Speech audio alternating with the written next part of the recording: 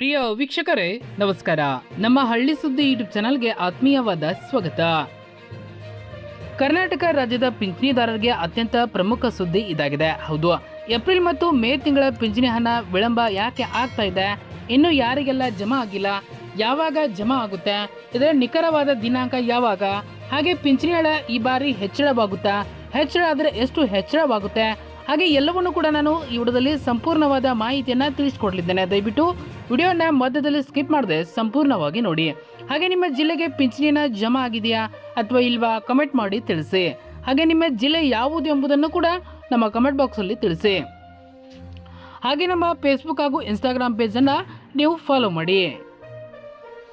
ನಮ್ಮ ಡಿಸ್ಕ್ರಿಪ್ಷನ್ ಬಾಕ್ಸಲ್ಲಿ ಲಿಂಕನ್ನು ಕೊಟ್ಟಿರ್ತೇವೆ. ಬನ್ನಿ, ಹಾಗಾದರೆ ಪಿಂಚಣಿನ ಯಾಕೆ ತಡವಾಗ್ತಾ ಇದೆ, ಯಾವಾಗ ಜಮಾ ಆಗುತ್ತೆ, ಎಲ್ಲವನ್ನು ಕೂಡ ನಾನು ಇಲ್ಲಿ ಒಂದೊಂದಾಗಿ ತಿಳಿಸ್ಕೊಡ್ತಾ ಹೋಗ್ತೀನಿ. ಅದಕ್ಕೂ ಮೊದಲು ನೀವು ನಮ್ಮ ಚಾನಲನ್ನು ಸಬ್ಸ್ಕ್ರೈಬ್ ಆಗಿಲ್ಲ ಅಂತಂದರೆ ಈ ಕೂಡಲೇ ಸಬ್ಸ್ಕ್ರೈಬ್ ಆಗಿ, ಹಾಗೆ ಬೆಲ್ ಐಕನ್ ಕ್ಲಿಕ್ ಮಾಡಿ ಆಲ್ ಅಂತ ಸೆಲೆಕ್ಟ್ ಮಾಡಿ. ರಾಜ್ಯಾದ್ಯಂತ ಲಕ್ಷಾಂತರ ಬಡವರು, ವಯೋವೃದ್ಧರು, ವಿಕಲಚೇತನರು ಹಾಗೂ ವಿಧವೆಯರು ಸರ್ಕಾರದ ಸಾಮಾಜಿಕ ಭದ್ರತಾ ಯೋಜನೆಗಳ ಅಡಿಯಲ್ಲಿ ನೀಡಲಾಗುವ ಮಾಸಾಸನ ಅಥವಾ ಪಿಂಚಣಿಯ ಮೇಲೆ ತೀವ್ರವಾಗಿ ಅವಲಂಬಿತರಾಗಿದ್ದಾರೆ. ಗ್ರಾಮೀಣ ಭಾಗಗಳಲ್ಲಿ ಹಾಗೂ ಹಳ್ಳಿಗಳಲ್ಲಿ ಈ ಪಿಂಚಣಿಯ ಹಣವನ್ನು ಅನೇಕರ ದೈನಂದಿನ ಜೀವನಕ್ಕೆ ಅಂದರೆ ಔಷಧಿಯ ತರಲಿಕೆ ಹಾಗೂ ದಿನಸಿ ಖರ್ಚಿಗೆ ಪ್ರಮುಖ ಆಧಾರವಾಗಿದೆ. ಆದರೆ ಕಳೆದ 2 ತಿಂಗಳುಗಳಿಂದ ಅಂದರೆ ಏಪ್ರಿಲ್ ಮತ್ತು ಮೇ ತಿಂಗಳಿನಿಂದ ರಾಜ್ಯದ ಬಹುತೇಕ ಫಲಾನುಭವಿಗಳ ಬ್ಯಾಂಕ್ ಖಾತೆಗೆ ಪಿಂಚಣಿಯನ್ನು ಜಮಾ ಆಗಿಲ್ಲ. ಇದರಿಂದಾಗಿ ಜನಸಾಮಾನ್ಯರಲ್ಲಿ ಆತಂಕ ಮನೆ ಮಾಡಿದ್ದು, ನಮ್ಮ ಪಿಂಚಣಿ ರದ್ದಾಗಿದೆಯಾ ಅಥವಾ ಯಾವ ಕಾರಣಕ್ಕಾಗಿ ಹಣ ತಡೆ ಹಿಡಿಯಲಾಗಿದೆ ಎಂಬ ಪ್ರಶ್ನೆಗಳು ಎಲ್ಲೆಡೆ ಕೇಳಿ ಬರುತ್ತಿವೆ. ಈ ಗೊಂದಲಗಳಿಗೆ ತೆರೆ ಇಡುವ ನಿಟ್ಟಿನಲ್ಲಿ ಪಿಂಚಣಿಯ ವಿಳಂಬಕ್ಕೆ ನಿಖರವಾದ ಕಾರಣಗಳೇನು ಮತ್ತು ಬಾಕಿ ಇರುವ ಹಣ ಯಾವಾಗ ನಿಮ್ಮ ಕೈ ಸೇರಲಿದೆ ಎಂಬ ಸಂಪೂರ್ಣ ಮತ್ತು ಅಧಿಕೃತ ಮಾಹಿತಿಯನ್ನು ನಾನು ಈ ವಿಡಿಯೋದಲ್ಲಿ ತಿಳಿಸ್ಕೊಡ್ತಾ ಹೋಗ್ತೀನಿ. ದಯವಿಟ್ಟು ವಿಡಿಯೋನ ಮಧ್ಯದಲ್ಲಿ ಸ್ಕಿಪ್ ಮಾಡದೆ ಸಂಪೂರ್ಣವಾಗಿ ನೋಡಿ. ಫಲಾನುಭವಿಗಳ ಆತಂಕ ಏನಾಗಿದೆ? ಹೌದು, ಕಚೇರಿಗಳಿಗೆ ಅಲೆಯುತ್ತಿರುವ ವೃದ್ಧರು. ಹೌದು, ಸಂದೇಶ ಸುರಕ್ಷಾ ಯೋಜನೆ ಹಾಗೂ ವಿಕಲಚೇತನರ ಮಾಸಾಸನ, ವಿಧವಾ ವೇತನ, ಮನಸ್ವಿನಿ ಹಾಗೂ ಮೈತ್ರಿ ಯೋಜನೆಗಳ ಅಡಿಯಲ್ಲಿ ಸಹಾಯಧನ ಪಡೆಯುವವರು ಪ್ರತಿ ತಿಂಗಳು ಮೊದಲ ವಾರದಲ್ಲಿ ಬ್ಯಾಂಕ್ ಖಾತೆಗಳನ್ನು ಪರಿಶೀಲಿಸುವುದು ವಾಡಿಕೆಯಾಗಿದೆ. ಆದರೆ ಸತತ 2 ತಿಂಗಳುಗಳಿಂದ ಹಣ ಬಾರದೇ ಇರುವುದರಿಂದ ವಯೋವೃದ್ಧರು ಮತ್ತು ವಿಶೇಷ ಚೇತನರು ತಮ್ಮ ಪಂಚಾಯಿತಿ ಕಚೇರಿ ಹಾಗೂ ನಾಡ ಕಚೇರಿ ಹಾಗೂ ತಾಲೂಕು ಕಚೇರಿಗಳಿಗೆ ಪ್ರತಿದಿನ ಅಲಿಯುವಂತಾಗಿದೆ. ಆದರೂ ಕೂಡ ಅವರಿಗೆ ಪಿಂಚಣಿ ಹಣ ಕೂಡ ಇನ್ನೂ ಕೂಡ ಬಂದಿಲ್ಲ. ಯಾವ ಕಾರಣಕ್ಕೆ ಬಂದಿಲ್ಲ ಅನ್ನೋದು ನೋಡೋದಾದರೆ, ನಿಮ್ಮ ದಾಖಲೆಗಳಲ್ಲಿ ಏನಾದರೂ ತಪ್ಪಾಗಿದೆಯಾ, ನಮ್ಮ ಖಾತೆ ಬ್ಲಾಕ್ ಆಗಿದೆಯಾ ಎಂದು ಆತಂಕದಿಂದ ಅಧಿಕಾರಿಗಳು ವಿಚಾರಿಸುತ್ತಿದ್ದಾರೆ. ಸಾಮಾಜಿಕ ಜಾಲತಾಣಗಳು ಕೂಡ ರಾಜ್ಯದ ವಿವಿಧ ಜಿಲ್ಲೆಗಳಾದ ಧಾರವಾಡ, ಯಾದಗಿರಿ, ಬೆಂಗಳೂರು ಸೇರಿದಂತೆ ಮೂಲೆಗಳಿಂದಲೂ ಕೂಡ ಇದೇ ರೀತಿ ದೂರುಗಳು ವ್ಯಕ್ತವಾಗಿವೆ. ಇನ್ನು ಹಣ ವಿಳಂಬಕ್ಕೆ ಅಸಲಿ ಕಾರಣಗಳೇನು? ಹೌದು, ಸಾರ್ವಜನಿಕರು ಯಾವುದೇ ರೀತಿಯ ಭಯ ಅಥವಾ ಆತಂಕಕ್ಕೆ ಒಳಗಾಗುವ ಅಗತ್ಯವಿಲ್ಲ. ಯಾರೊಬ್ಬರ ಪಿಂಚಣಿಯನ್ನು ಕೂಡ ಸರ್ಕಾರವು ಉದ್ದೇಶಪೂರ್ವಕವಾಗಿ ರದ್ದುಗೊಳಿಸುವುದಿಲ್ಲ, ಆದರೆ ತಡೆ ಹಿಡಿಯುವುದಿಲ್ಲ. ವಿಳಂಬಕ್ಕೆ ಪ್ರಮುಖವಾದ ಮತ್ತು ತಾಂತ್ರಿಕವಾದ ಕಾರಣವೇನಂತಂದ್ರೆ ಹೊಸ ಆರ್ಥಿಕ ವರ್ಷದ ಆರಂಭ ಮತ್ತು ವಾರ್ಷಿಕ ಬಜೆಟ್ ಪ್ರಕ್ರಿಯೆ. ಹೌದು, ಇದರಿಂದಾಗಿ ಸ್ವಲ್ಪ ಕೂಡ ತಡವಾಗಬಹುದು, ಆದರೆ ಖಂಡಿತವಾಗಿಯೂ ಕೂಡ ಹಣ ಖಂಡಿತವಾಗಿ ನಿಮ್ಮ ಖಾತೆಗೆ ಜಮಾ ಆಗುತ್ತೆ. ಸಾಮಾನ್ಯವಾಗಿ ಮಾರ್ಚ್ ತಿಂಗಳ ಅಂತ್ಯಕ್ಕೆ ಹಳೆಯ ಆರ್ಥಿಕ ವರ್ಷ ಮುಕ್ತಾಯಗೊಂಡು ಏಪ್ರಿಲ್ ತಿಂಗಳಿನಿಂದ ಹೊಸ ಆರ್ಥಿಕ ವರ್ಷ ಶುರುವಾಗುತ್ತದೆ.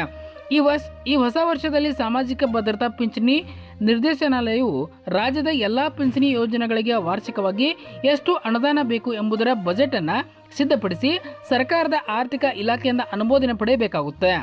ಈ ಅನುಮೋದನೆ ಪ್ರಕ್ರಿಯೆ ಕಾಗದ ಪತ್ರಗಳ ಪರಿಶೀಲನೆ ಹಾಗೂ ಇಲಾಖೆಗಳ ನಡುವಿನ ಆಡಳಿತಾತ್ಮಕ ಒಪ್ಪಿಗೆಗೆ ಸ್ವಲ್ಪ ಸಮಯ ಹಿಡಿಯುತ್ತದೆ.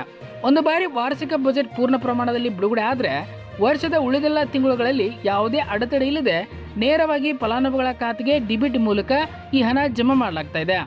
ಪ್ರಸ್ತುತ ಇದೇ ಆಡಳಿತಾತ್ಮಕ ಪ್ರಕ್ರಿಯೆ ನಡೆಯುತ್ತಿರುವುದರಿಂದ ಹಣ ಬಿಡುಗಡೆ ಆಗುವುದು ಸ್ವಲ್ಪ ತಡವಾಗಿದೆ. 2 ತಿಂಗಳ ಹಣ ಯಾವಾಗ ಖಾತೆಗೆ ಜಮಾ ಆಗಲಿದೆ? ಬನ್ನಿ ನೋಡೋಣ. ಇಲಾಖೆ ಉನ್ನತ ಅಧಿಕಾರಿಗಳ ಮೂಲಗಳ ಪ್ರಕಾರ ಏಪ್ರಿಲ್ ಮತ್ತು ಮೇ ತಿಂಗಳ 2ರ ಪಿಂಚಣಿ ಹಣವನ್ನು ಒಟ್ಟಿಗೆ ಸೇರಿಸಿ ಫಲಾನುಭವಿಗಳಿಗೆ ನೀಡಲು ಸಿದ್ಧತೆ ನಡೆಸಲಾಗುತ್ತಿದೆ.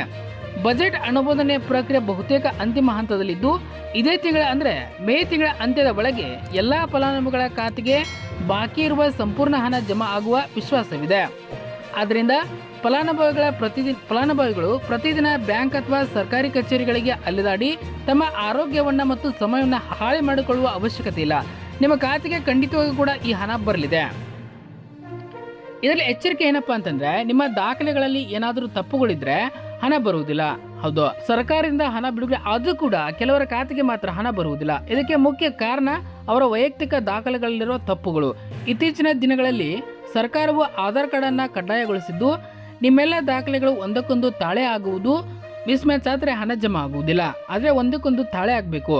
ಇಲ್ಲಿ ಕೆಳಗೆ ತಿಳಿಸಿದ ಸಮಸ್ಯೆಗಳು ನಿಮ್ಮಲ್ಲಿದ್ದರೆ ಕೂಡಲೇ ಅವನ್ನ ಸರಿಪಡಿಸ್ಕೊಳ್ಬೇಕು. ಏನಪ್ಪ ಸಮಸ್ಯೆ ನೋಡೋಣ. ಇಲ್ಲಿ ಹೆಸರಿನಲ್ಲಿ ವ್ಯತ್ಯಾಸ. ಹೌದು, ನಿಮ್ಮ ಆಧಾರ್ ಕಾರ್ಡ್ನಲ್ಲಿರುವ ನಿಮ್ಮ ಹೆಸರು ಹಾಗೂ ಬ್ಯಾಂಕ್ ಪಾಸ್ಬುಕ್, ರೇಷನ್ ಕಾರ್ಡ್ ಹಾಗೂ ವೋಟರ್ ಐಡಿಯಲ್ಲಿರುವ ಹೆಸರು ಅಕ್ಷರಶಃ ಒಂದೇ ಆಗಿರಬೇಕು. ಉದಾಹರಣೆಗೆ ಆಧಾರ್ನಲ್ಲಿ ಮಂಜು ಅಂತ ಇದ್ರೆ ಬ್ಯಾಂಕ್ನಲ್ಲಿ ಮಂಜಯ್ಯ ಅಂತ ಇದ್ರೆ ಈ ಹಣ ನಿಮ್ಮ ಖಾತೆಗೆ ಜಮಾ ಆಗುವುದಿಲ್ಲ, ತೊಂದರೆ ಆಗಬಹುದು. ವಯಸ್ಸಿನ ಗೊಂದಲ. ಹೌದು, ಆಧಾರ್ ಕಾರ್ಡ್ನಲ್ಲಿರುವ ಜನ್ಮ ದಿನಾಂಕ ಮತ್ತು ಇತರ ದಾಖಲೆಗಳಲ್ಲಿರುವ ವಯಸ್ಸು ಹೊಂದಾಣಿಕೆ ಆಗದಿದ್ರೆ ಪಿಂಚಣಿ ತಡೆ ಹಿಡಿಯಲಾಗುತ್ತದೆ. ಇನ್ನು ಬ್ಯಾಂಕ್ IFSC ಕೋಡ್ ಬದಲಾವಣೆ. ಇತ್ತೀಚೆಗೆ ಅನೇಕ ಬ್ಯಾಂಕುಗಳು ವಿಲೀನಗೊಂಡಿವೆ. ಇದರಿಂದ ನಿಮ್ಮ ಬ್ಯಾಂಕಿನ IFSC ಕೋಡ್ ಬದಲಾಗಿರಬಹುದು. ಹಳೆಯ ಕೋಡ್ ಇದ್ರೆ ಹಣ ಜಮಾ ಆಗುವುದಿಲ್ಲ. ಇನ್ನು ದಾಖಲೆಗಳನ್ನು ಸರಿಪಡಿಸಿಕೊಳ್ಳುವ ಸುಲಭ ಹಂತಗಳು ಇಲ್ಲಿವೆ. ಒಂದು ವೇಳೆ ನಿಮ್ಮ ದಾಖಲಾತಿಗಳಲ್ಲಿ ಮಿಸ್ ಮ್ಯಾಚ್ ಇದ್ದು ಪಿಂಚಣಿ ಸ್ಥಗಿತಗೊಂಡಿದ್ದಲ್ಲಿ ಈ ಕೆಳಗಿನ ಕ್ರಮಗಳನ್ನು ಅನುಸರಿಸಬೇಕಾಗುತ್ತೆ. ಮೊದಲನೇದಾಗಿ ಆಧಾರ್ ಕೇಂದ್ರಕ್ಕೆ ಭೇಟಿ ನೀಡಬೇಕಾಗುತ್ತೆ. ಹೌದು, ಮೊದಲು ನಿಮ್ಮ ಆಧಾರ್ ಕಾರ್ಡ್ನಲ್ಲಿರುವ ಹೆಸರು ಮತ್ತು ವಯಸ್ಸನ್ನು ಸರಿಯಾಗಿ ಅಪ್ಡೇಟ್ ಮಾಡಿಸಿ ಇದನ್ನೇ ಮೂಲ ದಾಖಲೆಯಾಗಿ ಪರಿಗಣಿಸಬೇಕಾಗುತ್ತದೆ. ಇನ್ನು ಎರಡನೇದಾಗಿ ಗ್ರಾಮೋನ್ ಅಥವಾ CSC ಕೇಂದ್ರ. ನಿಮ್ಮ ಊರಿನ ಗ್ರಾಮೋನ್, ಬಾಪೂಜಿ ಸೇವಾ ಕೇಂದ್ರ ಅಥವಾ ಯಾವುದೇ CSC ಕೇಂದ್ರಕ್ಕೆ ಭೇಟಿ ನೀಡಿ ನಿಮ್ಮ ರೇಷನ್ ಕಾರ್ಡ್ ಮತ್ತು ಇತರ ದಾಖಲಾತಿಗಳನ್ನ ಆಧಾರ್ಗೆ ತಕ್ಕಂತೆ ಬದಲಾಯಿಸಿಕೊಳ್ಳಿ. ಇನ್ನು ಮೂರನೇದಾಗಿ ಬ್ಯಾಂಕ್ ಖಾತೆ ನವೀಕರಣ. ಹೌದು, ಬ್ಯಾಂಕ್ಗೆ ತೆರಳಿ ನಿಮ್ಮ ಆಧಾರ್ ಕಾರ್ಡ್ ನೀಡಿ KYC ಮಾಡಿಸ್ಕೊಳ್ಬೇಕಾಗುತ್ತೆ ಹಾಗೂ ಪಾಸ್ಬುಕ್ನಲ್ಲಿ ಹೆಸರು ಸರಿಯಾಗಿರುವಂತೆ ನೋಡ್ಕೊಳ್ಬೇಕು. ಸರಿಯಾಗಿದೆಯಾ ಅಥವಾ ಇಲ್ಲಿ ಒಂದ್ಸಾರಿ ಚೆಕ್ ಮಾಡ್ಕೊಳ್ಳಿ. ಇನ್ನು ನಾಲ್ಕನೇದಾಗಿ ಪಿಂಚಣಿ ಅಧಿಕಾರಿಗಳಿಗೆ ಅರ್ಜಿ ಸಲ್ಲಿಸಬೇಕಾಗುತ್ತೆ.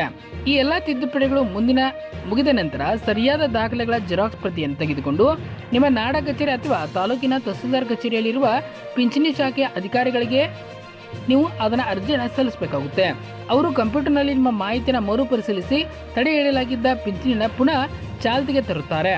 ಹೌದು, ಏನೋ ಕೊನೆಯದಾಗಿ ನೋಡೋದಾದ್ರೆ ಪಿಂಚಣಿ ವಿಳಂಬವು ಕೇವಲ ತಾತ್ಕಾಲಿಕ ಸಮಸ್ಯೆ ಆಗಿದ್ದು ಆಡಳಿತಾತ್ಮಕ ಕಾರಣಗಳಿಂದಾಗಿ ಈ ರೀತಿಯಾಗಿ ಯಾರಿಗಾದರೂ ಇದರಿಂದ ಶಾಶ್ವತ ನಷ್ಟವಿಲ್ಲ. ಈ ಉಪಯುಕ್ತ ಮಾಹಿತಿಯನ್ನು ನಿಮ್ಮ ಗ್ರಾಮದ ವಾಟ್ಸಪ್ ಗ್ರೂಪ್ಗಳಲ್ಲಿ ಹಾಗೂ ನಿಮ್ಮ ನೆರೆಹೊರೆಯವರಿಗೆ ಹಾಗೂ ವಿಶೇಷವಾಗಿ ಆತಂಕದಲ್ಲಿರುವ ಹಿರಿಯರಿಗೆ ಈ ವಿಡಿಯೋವನ್ನು ಶೇರ್ ಮಾಡಿ. ಅವರಿಗೆ ವಾಸ್ತವಿಕ ಸ್ಥಿತಿಯನ್ನು ವಿವರವಾಗಿ ಧೈರ್ಯ ತುಂಬುವ ಕೆಲಸ ಮಾಡೋಣ. ಸ್ನೇಹಿತರೆ, ಇದು ಇವತ್ತಿನ ಪಿಂಚಣಿ ಹಣದ ಬಗ್ಗೆ ಇರುವ ಸಂಪೂರ್ಣ ಮಾಹಿತಿ ಹಾಗೂ ಮುಖ್ಯವಾದ 2 ಅಪ್ಡೇಟ್ಗಳು.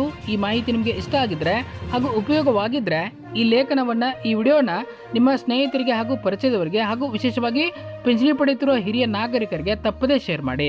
ಅವರಿಗೂ ಕೂಡ ಧೈರ್ಯ ತುಂಬುವ ಕೆಲಸವನ್ನ ನಾವು ಮಾಡೋಣ. ಇದುವರೆಗೆ ಈ ಮಾಹಿತಿಯನ್ನು ಸಂಪೂರ್ಣವಾಗಿ ನೋಡಿದ್ದಕ್ಕಾಗಿ ಹಾಗೂ ನಮ್ಮ ಮೇಲಿನ ನಂಬಿಕೆ ಹೃದಯಪೂರ್ವಕ ಧನ್ಯವಾದಗಳು.